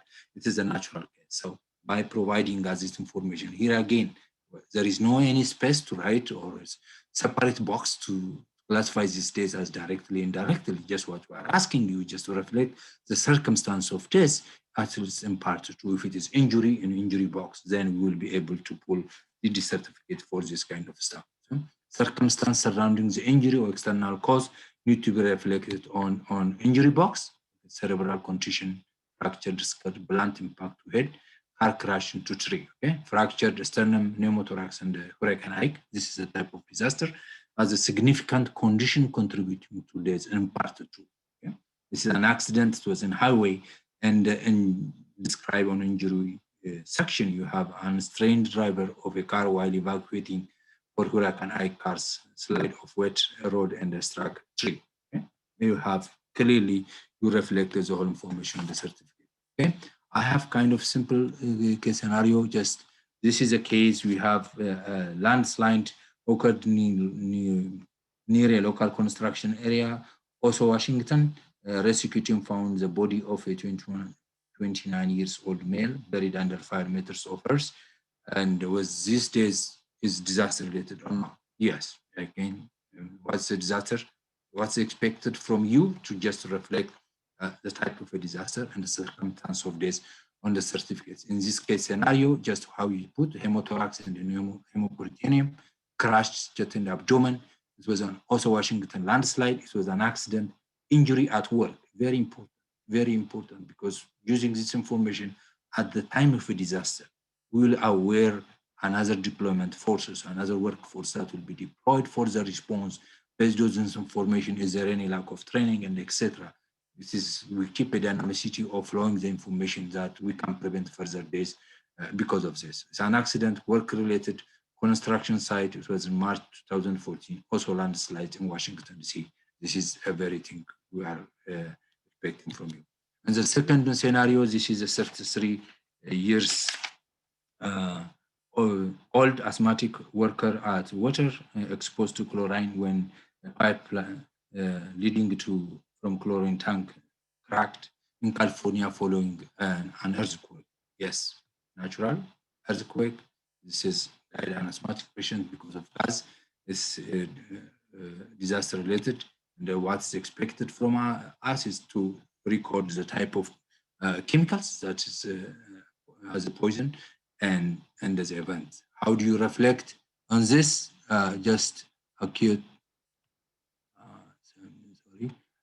acute respiratory failure, chlorine inhalation, Northridge, California, earthquake, this injury, a work in water treatment facility. And reflect on the injury reflect box that we expect from this side. Okay. This is carbon monoxide poisoning, the same as I mentioned.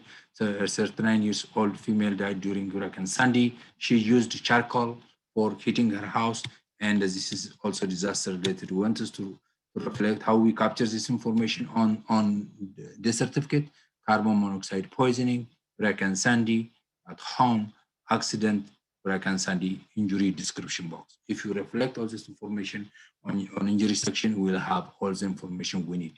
The last one, the last scenario I have is a human-induced incident. It is a terrorist attack, it's a radiological exposure, and the person has heat injury and a blast injury. Is kind of a combination, and finally the person died from sepsis despite different antibiotic and the transfusion. And this, how we reflect this: gram-negative sepsis, aplastic anemia, acute radiation syndrome, terrorism, nuclear device detonation, is homicide, outdoor construction site, nuclear device by another person. This is a terrorism act. So here again, we try to describe the circumstance, not directly to classify directly or indirectly. So key point from disaster-related decertification: be aware of natural and human-induced disaster incident. Consider cause of death that can be indirectly or directly related. Deaths can be occurred before, during, and after a disaster. We don't have any clear timeline to decide. Record the disaster type and the name and the circumstance of death on the death certificate in part 1, part 2, or describe how injury occurred in the box. If you do this, it will be very helpful for us from a response perspective. I hope you can share this information with your colleagues. Some of you, maybe you provide this training to other peoples in cooperation with the Hub Center. That will be very helpful in the future. Thank you very much. So I will call Dr. Vegas to follow his presentation. Okay, give me just a moment to share my screen here. I hope you all can hear me. We can hear great. Great, okay.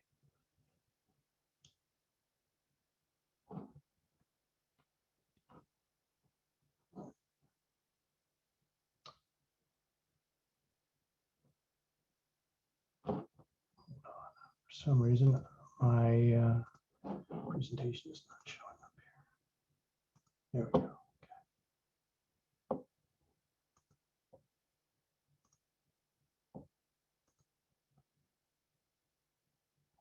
There it is.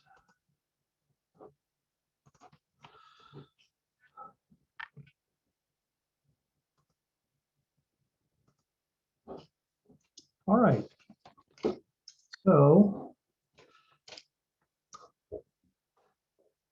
first, I'd like to thank Leanne and Tesfaye for all that information about the sort of nuts and bolts of certifying deaths in natural events and in the mass fatality or other I guess, isolated but traumatic event deaths that Certify was talking about. I guess when I knew that they were going to be presenting that specific information, what I really wanted to do was just provide a perspective more about not the nuts and bolts of certifying most of these deaths, but how the whole certification process works and how the medical examiner process works for, I think, the audience members that we have that are not as familiar with that when both of them were talking about, well, just refer to the medical examiner coroner, and hopefully what I'll be able to do is expand on that and give you a little bit of sort of on the ground perspective. Before I get into my presentation, though, I wanted to talk just a little bit about sort of the philosophy that of death certifications that we already heard about. And one of those things is that I know that all death certificates don't get certified by a similar philosophy. Part of that is that they are completed by physicians, and getting physicians to do things all the same way is sort of like herding cats. They're very independent creatures and like to do things either in the way that they're trained or the way they feel comfortable, and not necessarily the way that they are told to do them. So it's hard to get an extremely consistent form of certification for that reason. That being said, another reason for that is that we have sort of decentralized systems for death certification, right? We have we have federal agencies like CDC and such that provide guidance, but we have state level offices and agencies that provide more of not just the guidance, but maybe the rule book of how these things are going to be done at the state level. And then in some states like Florida, that responsibility is further decentralized, if you will, to the individual districts. So I think for that reason, it can be a little hard to get the precision in the certification of deaths that would make the data collection from reviewing that information as good as it can be. Anyway, what I would like to do is start off first by talking about sort of the medical examiner in general and the process of a death certification and how that works. And so we've heard talk about referring cases to the medical examiner, and that means a death potentially coming a medical examiner case. And for those of you who are not familiar with what that means, a medical examiner case means that the death is being investigated by the medical examiner, with the end point being that the medical examiner should be certifying that death, providing the cause of death and the manner of death, and some of the other medical information, which we've already heard about, is on the death certificate. And while there's a similarity to how these are done from state to state, there are different laws in every state that govern this. And while most states have a version of the standard death certificate that has been presented to you, it's not the same in all states, and different states collect slightly different information. So that does make things a little different also. Bottom line is that what medical examiners do is investigate the deaths that do not appear to be natural, or don't have a known cause of death or a reasonable cause of death, even if they do appear to be natural, or if they appear to be natural and there's not a doctor to sign because that person doesn't have a physician who has the capability of signing the death certificate that's treating them. And we'll talk about some of these issues a little more. So sort of another way of looking at that is a natural death, one that's caused solely by natural disease without any external factors or non-biological factors that are involved. If it's non-natural, by and large, that death is going to be an ME case.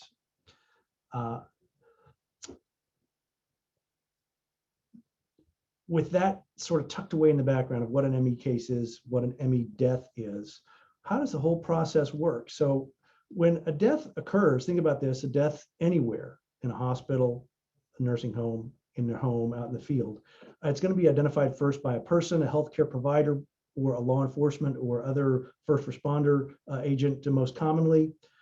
Those people who are in those positions know more or less what cases should be reported to the medical examiner, and then they make that report. Then once the report is made to the medical examiner, then further action ensues from that point. The medical examiner essentially also serves as the certifier of last resort for deaths, meaning if there's not another certifier who can be found or willing for reasonable reasons to assign the death certificate, then the medical examiner is tasked with that responsibility. In order to know if there's another certifier, of course, then the person who could be potentially signing that death certificate, the physician, needs to be contacted when the death occurs to find out if they are a potential certifier of that death or if they're willing to do it. And that means those doctors get called, in the middle of the night, frequently enough, to ask, hey, will you sign the death certificate on your patient so-and-so, and here's the circumstances we have for it. So when is the death reported to the ME? Again, when it's not natural or when there's not another doctor. So you make that phone call to the doctor in the middle of the night who says, well, I've only seen that patient once. I can't take that death because I don't know that person and I don't have a good enough reason to explain their death. So that the medical examiner gets called there too. In Florida, we have a lot of deaths where the medical examiner would take the death even in a case where there's a doctor who knows that patient and is willing to sign, but the doctor isn't in Florida, doesn't have a Florida license, can't sign the death certificate. With all the snowbirds and tourists we have, that's a pretty common occurrence. And so the medical examiners become involved with those deaths as well.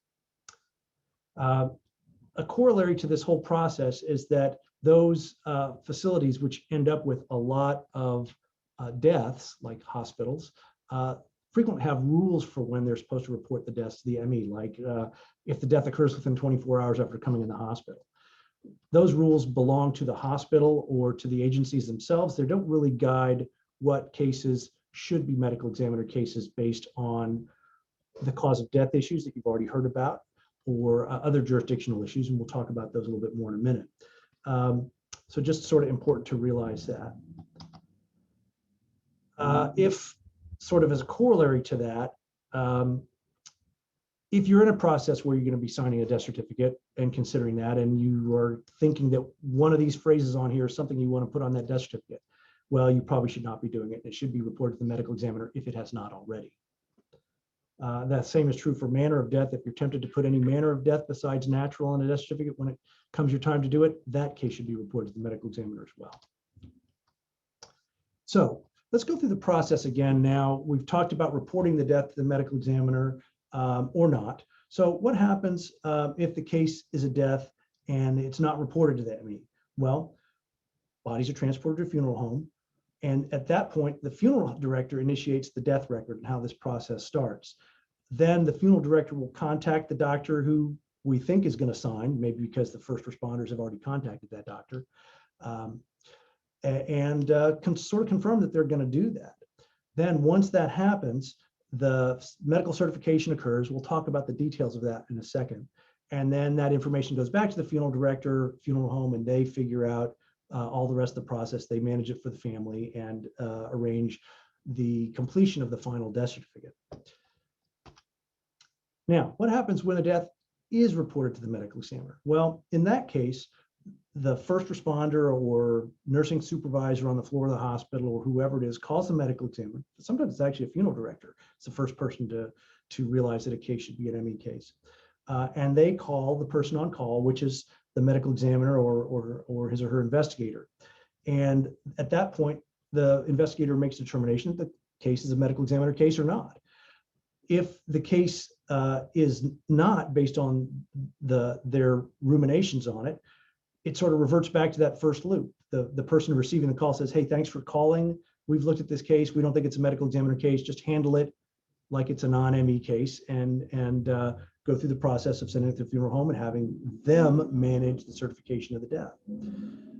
However, if the medical examiner feels like there is jurisdiction, then what happens is that the death is sort of brought into the medical examiner system. The body is generally transported to the medical examiner office for some kind of examination, usually autopsy, but not always. And the situation proceeds from there. Now, let's talk a little more specifically about what it is that brings a case under medical examiner jurisdiction. We've heard some of this from Leanne and Tesfaye, but I want to elaborate that a little bit. And again, realizing that we're going to be talking about what happens in the state of Florida, which is based on Statute 406, the Medical Examiner Act. Each state has its own enabling statute, and these statutes, while they have similarities similar to the death certificate style, there is significant variation from state to state. So not every medical examiner has the same jurisdiction or authority or operates by the same rules. So it's important to know that. Anyway, the Florida Statute 406, which generates all the rules and regulations and such that medical examiners here work under, is really felt to be one of the best, if not the best, in the country.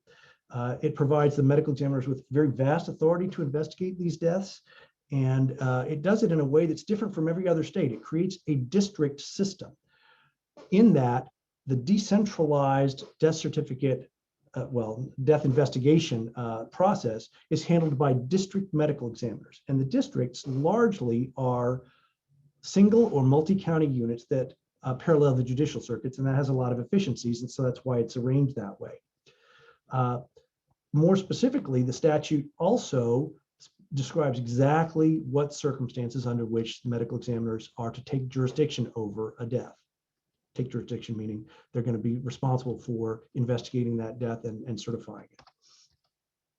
And every medical examiner in the state of Florida is familiar with this. It's the criteria listed in Florida Statute 406.11, which specifically describes all the circumstances under which a medical examiner is really charged with investigating the death. And this includes unintended deaths. And unattended death is one where a doctor is not actively treating a patient. The process of treating a patient does not require a doctor to be in the same room or have seen the patient anywhere in the immediate past. Just has to have seen that patient within a year, and treating that patient can actually just mean the filling of a prescription refill even. So it's pretty broad. That means that patients that are attended and have a natural explanation for their death aren't going to become medical examiner cases, but those that are not will. Sudden unattended death or a sudden apparent death in good health becomes a medical examiner case. Deaths from criminal violence, also known as homicides, are medical examiner cases.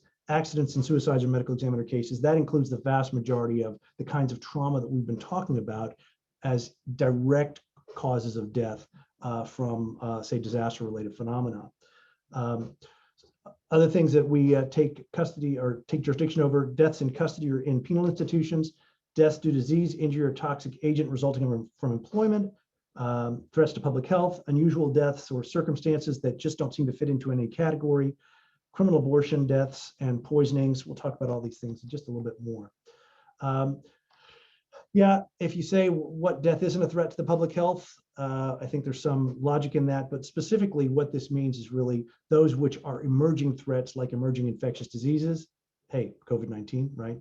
Ebola, swine flu, those kind of things, or to some extent, environmental and toxic hazards that are emerging from, could be pesticide use or chemical accumulations that haven't been appreciated as being a health hazard, or as more recently has been identified, chronic traumatic encephalopathy as a cause of death due to repeated sort of low-level head trauma. Disease or toxic agent of employment, really all we deal with there is things which are essentially chronic exposure issues. The most common one by far that we see is asbestosis or mesothelioma, which is due to chronic asbestos exposure. Since that's almost always due to an employment or occupational issue, then those fall under our jurisdiction when they're reported to us, which is actually not all that common because most treating physicians don't realize it's a reportable condition to the medical examiner. Criminal abortion is something that I've never experienced. It refers to the death of the mother occurring as a result of an abortion that is criminal in nature, and so we don't see those really so much these days. And as an aside, the statute does not really give us jurisdiction over fetuses. It specifically talks about jurisdiction over persons, and technically by the law, a fetus is not a person, so we don't technically have jurisdiction over them in what I would call routine circumstances. So, the basic rule is if a death is trauma related, or intoxication related, think of it as being an ME death. All those deaths should be reported to us. And just like Certify was telling you, we use the but-for rule. But for the trauma or intoxication event that we are considering, would this person have died at the time that they did? If they wouldn't have, then the injury doesn't have participated. But if, that's how we look at it. But for the injury, would that person have died when they did? We also have the issue of geographical jurisdiction. Jurisdiction is based not only on the circumstances and cause of the death, but also where death occurs. This is different than the way jurisdiction is handled by health departments and by law enforcement. Health departments look at their statistics based on the residents of their counties, as opposed to the location of death of the individual. So that it can help explain some of the discrepancies that result from departments of health generating statistics versus statistics that are generated by medical examiners. So the discrepancy when we look at law enforcement is a little different. Law enforcement gets jurisdiction based on where the criminal act occurs that they are investigating. And in some cases, that means that they are going to have a different jurisdiction than the medical examiner who is actually examining the case. And the two examples I give of a child that's transported to a hospital in a different jurisdiction would have my local medical exam, my local law enforcement agency, maybe Bradenton Police Department, investigating a death, but the medical examiner would officially be the medical examiner in a different county and thus in a different jurisdiction. The same is true in the reverse. A death could occur where the body is dumped in my county, but the criminal event occurred outside of that. And so a criminal event occurring, a shooting occurring in Fort Myers where the body was dumped in Sarasota County would be my jurisdiction, but I would have a different law enforcement agency that I'm used to. It wouldn't be my Sarasota County or Sarasota Police Department officers, detectives investigating. It would be those from the Fort Myers Police Department.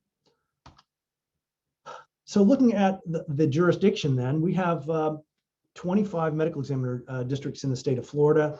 Only 22 district medical examiners because some of the districts don't have their own medical examiner by contract. They are covered by sort of the medical examiners in adjacent jurisdictions. So we have 22 district medical examiners. And each of those medical examiners operates pretty much independently. So that decentralized style of death investigation that I mentioned earlier is really brought out here, that each of these medical examiners really answers to no one specifically except for the Board of County Commissioners and the agencies in his or her jurisdiction.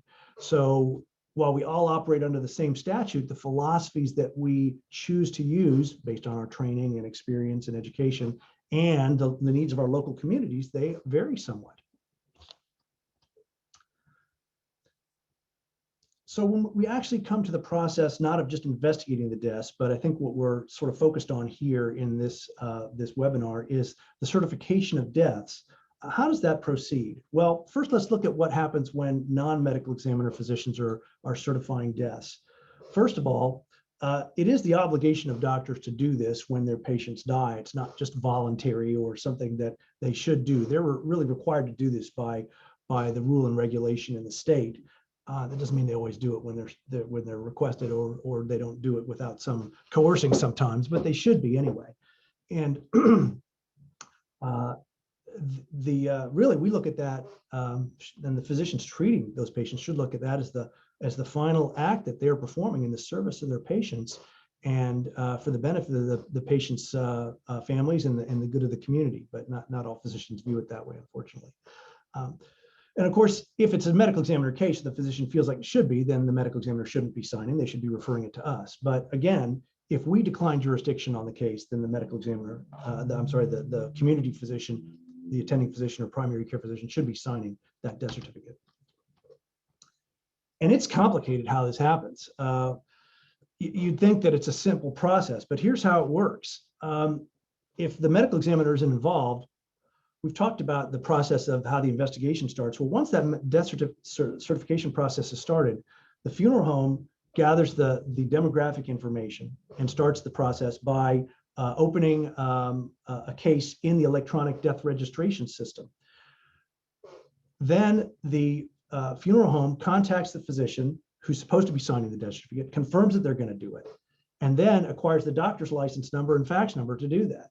Then they take that information, they enter that information into the EDRS, and when they've done that, then EDRS can have an essentially automated fax, which is sent to the physician that allows them to sign manually, like a paper form, with the information that goes into the registration system, the medical information, the cause of death, the manner of death, the things that we've been talking about. That information, once on that paper fax, then gets sent back to the funeral home, which then essentially transcribes that information back into EDRS. And once it's all complete, then the funeral home hard saves it onto the system, which allows the sort of notifies the registration system that the information is complete, and they do what they need to do to verify the death and do the processing they're going to do at the state level. And eventually they send that back to the funeral home, who can then provide the hard copy printed death certificates for the family. And that's a pretty complicated process. And even in the best of circumstances, it takes several days. And you can imagine when you have a doctor who doesn't sign the death certificate right away, or who is requiring additional information, or is simply recalcitrant about doing it, the process can drag out for many days. And those of you who are in the medical examiner system in Florida know all about this. You don't need me to tell you about it. The ME doesn't have to use the fax attestation process. We have direct entry into the EDRS portal to enter this information. Some other non-ME clients do this as well. Hospice agencies, for example, who do, as you would expect, a lot of death certificates, can also have access directly into EDRS. Every once in a while, medical examiners might have to do the demographic part as well when they're playing the role of funeral home, essentially when bodies are unclaimed or they are long-term unidentified bodies. Here's what these things look like. The fax attestation form is what you see on the left of your screen. That's what the doctors fill out essentially by hand and gets sent back to the funeral homes. We, on the electronic side, see an electronic portal which looks something like this, that allows us to review information and enter information. And then we can make a printout directly from that, which can be reviewed easily, that has the basic demographic, but mostly medical information for the cause of death that we can review and transfer easily back and forth. I'd spent some time talking about the actual medical portion of the death certificate, but gosh, we've had a pretty good discussions about that already. The only thing that I would like to add to that discussion is that as medical examiners, we understand that probably the primary original purpose for death certificates was, and still is, for the accumulation of data for the vital statistics uses that we've been hearing about, and the extensions thereof, and data collection. But we also know that the death certificate is used by families and insurance companies and other less medically or technically savvy folks who depend on the death certificate to sort of tell a story. And so we put on, as medical examiners, I think we've largely been trained to use this death certificate to tell the story in such a way that it makes sense for the primary consumers of that death certificate. Sometimes that means putting a lot of information in part lines A, B, C, and D of part one, and sometimes it doesn't. Sometimes it means being simple there, especially when there are multiple competing branches of information that lead to an underlying final condition, or there's so many intersecting things, especially with complex injuries, that can be attributable or contributory in causing the death, that sometimes, like in any in any division of folks who are doing things, we might find it easier to put ourselves in the lumper category as opposed to the splitter category. So sometimes you'll find that medical examiners prefer to be relatively simple on the part one of the death certificate and not be putting too many intervening lines or steps in the chain process. Understanding that the most important thing to have on there is that underlying cause of death, or UCOD. I think that's the first time I've heard that expression that Leanne used. Another way that we use that same terminology is proximate or original cause of death. They mean the same thing if you hear those. I would say that we definitely endorse being as specific as possible so that we can differentiate a medical examiner from a non-medical examiner cause of death. Thus, we don't like intracranial hemorrhage, but we do like intracerebral lobar hemorrhage, because one could be a medical examiner issue and the other is almost certainly not. So that is helpful.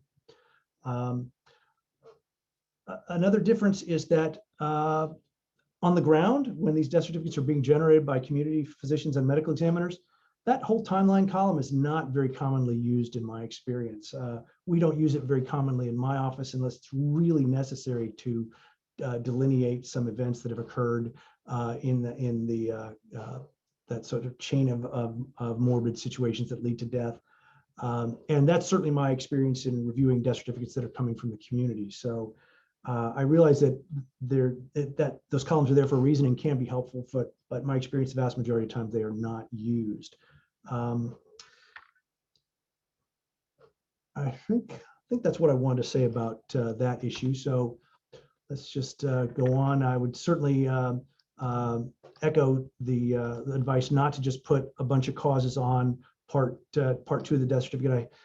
You probably all have them. I have one physician who likes to sign the death certificate by putting in a narrative paragraph almost in part 2 of everything that's in the decedent's medical history, and can't break him of it. It's one of those things, but it is important to not be too complex there. So, and of course, avoiding the non-specific final pathways and naked complications that really don't lead you to an understanding of what caused the death. One question that I've seen commonly from practicing physicians about the death certificate in general is, well, I don't want to put something on the death certificate because I'm not sure of it. It could be wrong. Well, that's okay. It's a medical opinion, as has been stated previously. And if you do make an error, there's no legal ramification. If you're not sure about what disease, make your best informed guess and put that on there. If you're going to put something on there, give it your best guess of what the underlying cause of death is. That's what we make sure and tell them. And there's no liability, legal liability for doing your best effort to sign a death certificate, as long as you're not doing it to defraud. If you're doing it for fraudulent reasons, well, I can't help you there. But otherwise, the death certificate should not lead you to legal jeopardy.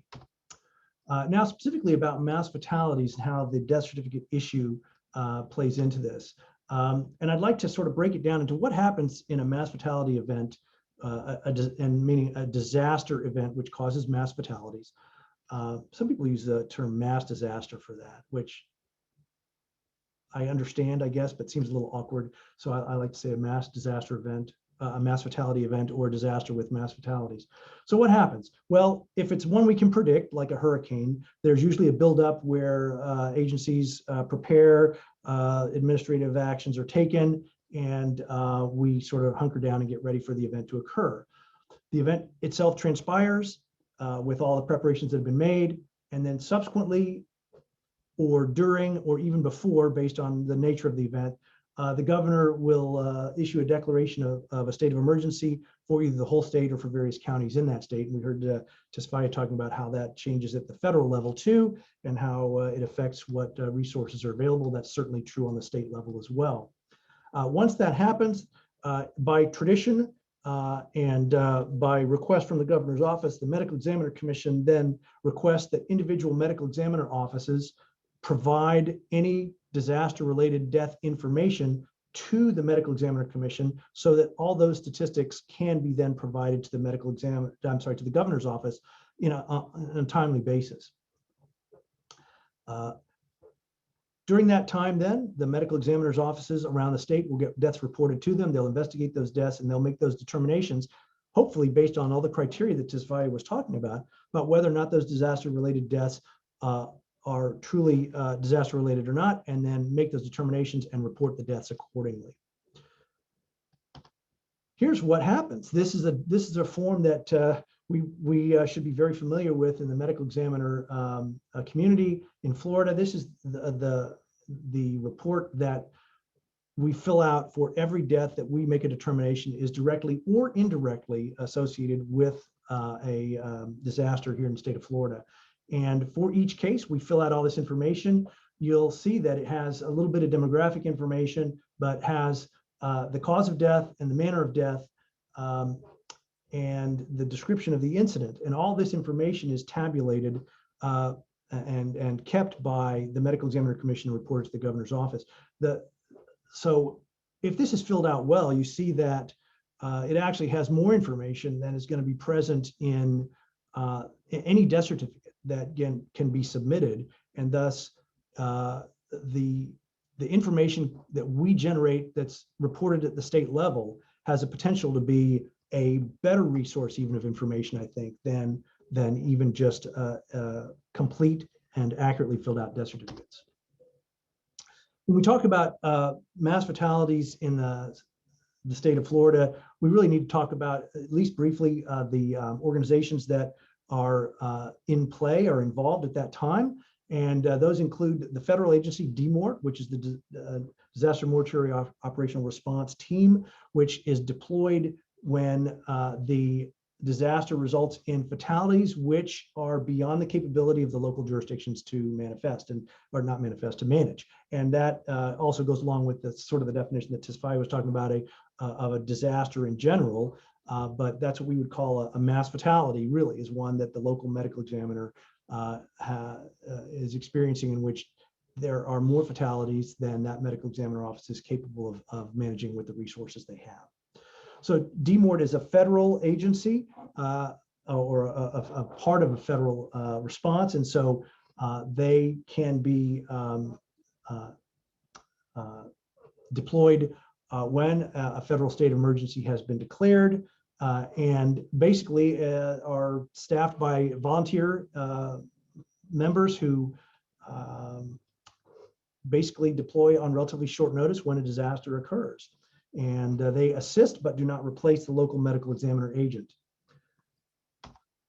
The same is true for FEMORS. It's a very similar agency, but it is a Florida state-based agency that also depends on volunteers to respond to a mass fatality event within the state of Florida, or if requested on a state-to-state requisition, can be and has been deployed to other states to assist in their mass fatality management.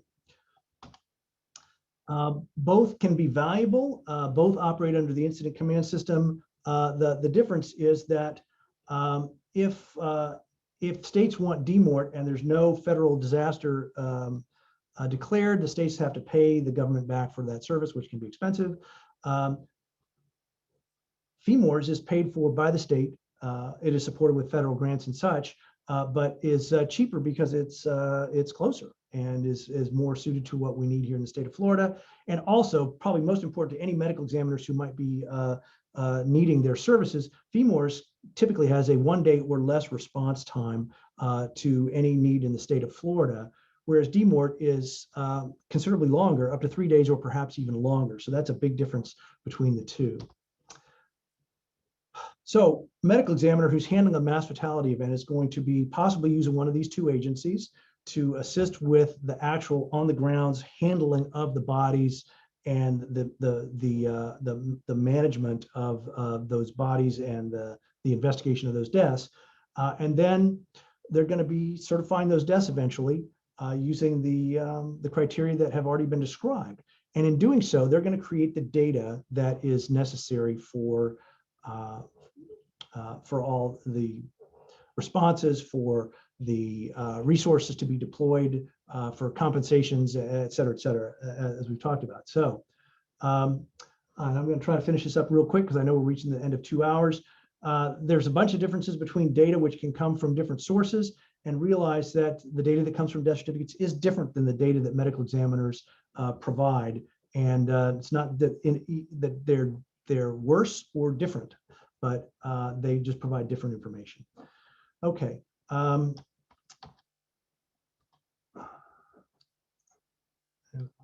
There we go.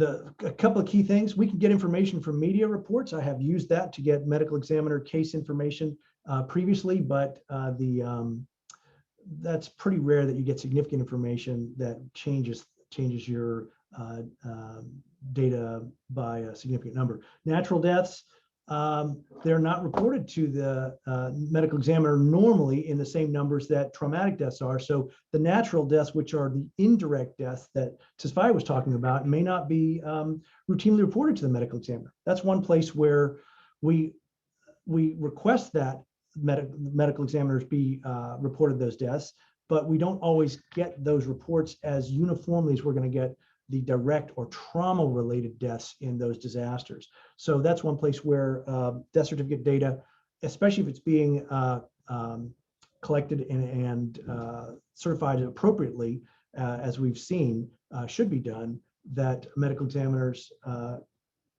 data can be well augmented, I think, by death certificate data. Okay. And just a couple additional topics which we don't really have time for is talking about unidentified bodies, which of course a lot of medical examiner deaths in certain mass fatality events are going to be unidentified, especially plane crashes and things like that. So identifying the bodies in those cases becomes first priority, and I just wanted to at least state that quickly. And we might use some databases like NamUs for that purpose, and DNA can play a critical role in that. Just two quick notes about medical examiner investigations here. Medical examiners have broad investigative authority, so we don't require medical search warrants or any other documentation necessarily. So if you're requested in whatever capacity you have to provide information for medical examiners as part of their death investigations, you're supposed to do so. Please do so in a timely fashion. And then everything we do is public record, but the records and things that we generate are still confidential. So if you're part of providing medical examiners with medical records or other sensitive documents, know that they retain their confidentiality, and we do not release those. We just use them for our investigations. And even though everything we do is public record, autopsy photos are not, and they will not be released. So please know that. Here's some online resources if you want to refer to those at some point, how to get information about how medical examiners operate, or statistics and other data that medical examiners in the state of Florida collect. They can be found from these resources. And that is really all I had. So I hope that that sort of fills in the cracks a little bit about how medical examiners operate in these circumstances. If you are of the medical examiner community here, it didn't add a whole lot of information for you, but I hope for those of you who are not, it did. And very briefly, I'd just like to say hello to my friends in FEMA Wars and across the medical examiner community here in Florida. I look forward to working with you again in person soon. And thanks very much.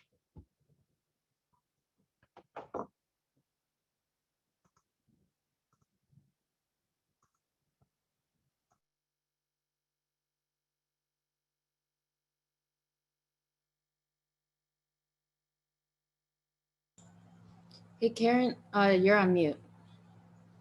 Thank you. So I was saying, I'm sorry that we went over a little bit, but please, before you go, take the poll. We just have 4 evaluation questions. We'd really appreciate it. And thank you so much to our panelists and everybody who attended. And if the panelists don't mind, we can stay on for a few minutes. Maybe Elizabeth, can you unmute everyone?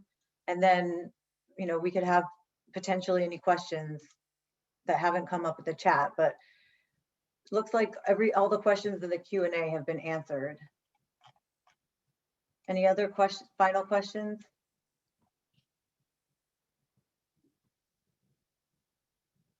I don't see any other questions. Let me see. Okay. Well, we have 35 people who answered the poll, so that's good. Yeah, I think that's good. We'll appreciate the polling and appreciate everyone's time. This was really phenomenal panel. Thank you guys so much. Thank you. All right, thank you. Thank you. Thank Thanks. you. Bye.